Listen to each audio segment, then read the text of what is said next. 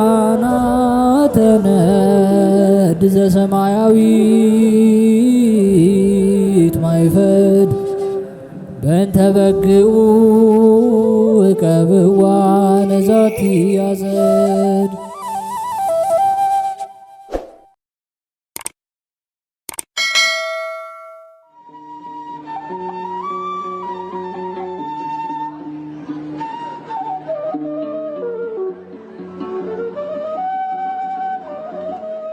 በስመ አብ ወወልድ ወመንፈስ ቅዱስ አህዱ አምላክ አሜን። ሰላም እንደምን ቆያችሁን ውድ የሊቃናት ሚዲያ ቤተሰቦቻችን፣ አሜን። የእግዚአብሔር ስሙ ከዘላለም እስከ ዘላለም የከበረ የተመሰገነ ይሁን። በዚህ ቪዲዮ ይዘንላችሁ የቀረብነው ታኅሳስ 27 የሚነበብ ስንክሳር ሲሆን ለዚህ ቻናል አዲስ የሆናችሁ እህት ወንድሞቻችንም ካላችሁ ቻናሉን ሰብስክራይብ በማድረግ እንዲሁም የደወል ምልክቷን በማብራት ቤተሰብ እንድትሆኑ ከወዲሁ የአክብሮት ግብዣችንን አቀረብን። ወደ ቪዲዮ እንሂድ። መልካም ጊዜ። ታኅሳስ 27 የሚነበብ ስንክሳር የኤጲስቆጶስ አባ አብሳዴ ዕረፍት። ታኅሳስ 27 በዚች ቀን የከበረ ኤጲስቆጶስ አባ አብሳዴ በሰማዕትነት ሞተ።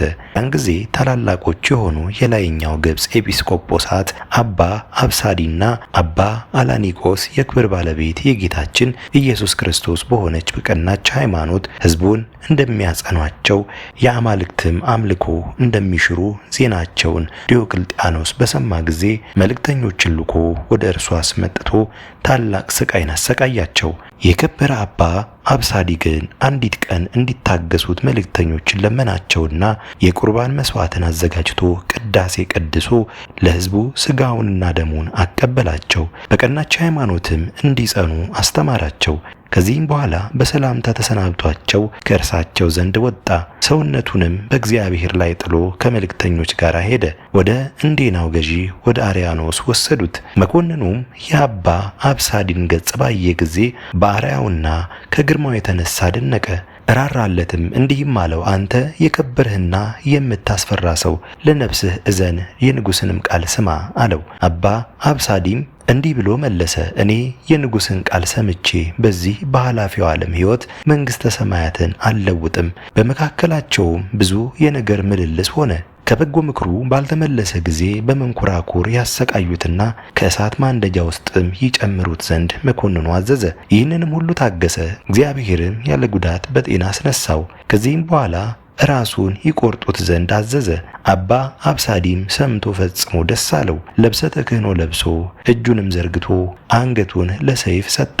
የከበረች ራሱንም ቆረጡት። የሰማዕትነት አክሊልንም በመንግሥተ ሰማያት ተቀበለ። ለእግዚአብሔርም ምስጋና ይሁን፣ እኛንም በዚህ አባት ጸሎት ይማረን፣ በረከቱም ከእኛ ጋር ትኑር ለዘላለሙ አሜን። የአባ በጉዑና የአባ ፊልጶስ ዕረፍት። በዚህችም ዕለት የአባ በጉዑና የአባ ፊልጶስ የሰማዕታት ፍጻሜ ሆነ። የኖላዊ መታሰቢያቸውም ነው። የመድኃኒታችንም የስቅለቱ መታሰቢያ ነው። አስጀምሮ ላስፈጸመን ለልዑል እግዚአብሔር ክብር ምስጋና ይሁን መቼም መች ለዘላለሙ አሜን። ውድ የሊቃናት ሚዲያ ቤተሰቦቻችን ታኅሳስ 27 የሚነበብ ስንክሳር ወደ እናንተ አቀረብን። ይህን ይመስል ነበር። በቀጣይ በአዲስ ክፍል እስከምንገናኝ ድረስ እግዚአብሔር ቸር ያቆየን። መልካም ጊዜ